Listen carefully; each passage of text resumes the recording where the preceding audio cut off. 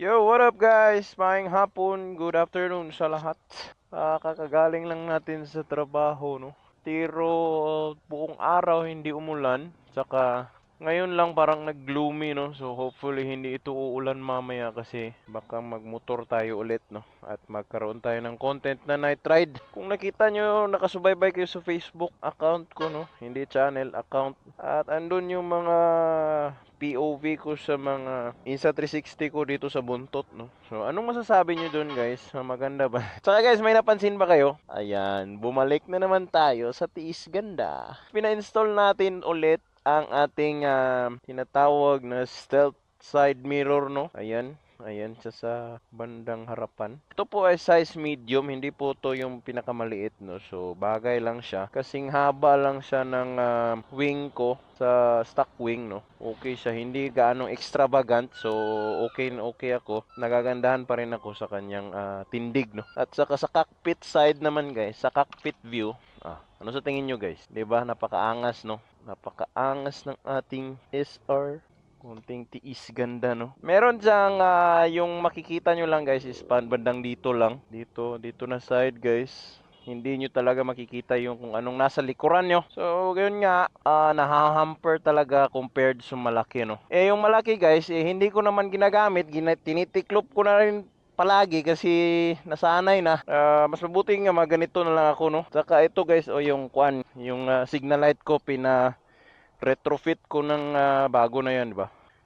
Ganda, guys. In love ako dyan. Mabilis yung blink niya, guys, kasi hindi yung milliamperes niya. Wala yung regulator doon sa may stock na side mirror. So, ganun. Start up, guys. Ayun. So, napakaganda ng kuha natin, guys, no? POV natin galing dito sa ating harapan.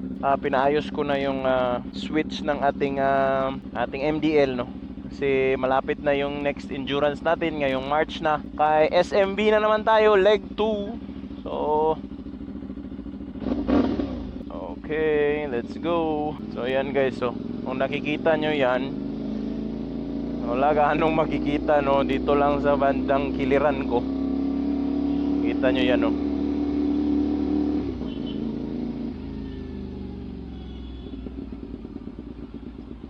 Nakukuha ng kamay ko yung point of view niya, yung angle. Ayan. Sell down na lang kasi ako nagtitingin sa side mirror kasi lumilingon na talaga ako ng isang half my body, no. Ganun, no. Hindi ko yan hindi na ako nagkukumpiyansa lalong-lalo na sa ganitong matraffic na lugar, no. Hindi ako masyadong nagbi-weave, gumagalaw-galaw from side to side kasi alam kong limited yung view ko. So, doble ingat na rin kasi ganito yung kuwan na ginagamit ko, side mirror, no. Kasi pag yung stock, guys, napakalapad, guys, and sa traffic na nahahagip siya lalong-lalo na sa mga masisikip na palusot-lusot ka, no. Naiinis ako kasi baka masira. Yung one time lumulusot ako tapos nasagi ko yung buntot ng isang elf. Buti elf kasi kung private pa yun, baka nagka-problema at binabaan ako ng driver, no. So elf lang, so matigas. Buti hindi na sira yung side mirror at saka signal light ko kasi integrated kasi yun. So buti tong maliit, ano lang talaga yung body niya, yun lang yung kalapad ng ating motor, no. Hindi yung mas malapad pa yung side mirror. Gaya nan, guys, lumilingon talaga ako. Saka mas safe kasi para sa akin, no, na realize ko na mas safe talaga na lumingon talaga. Lalong lalo na para ma-double check mo talaga kasi mahirap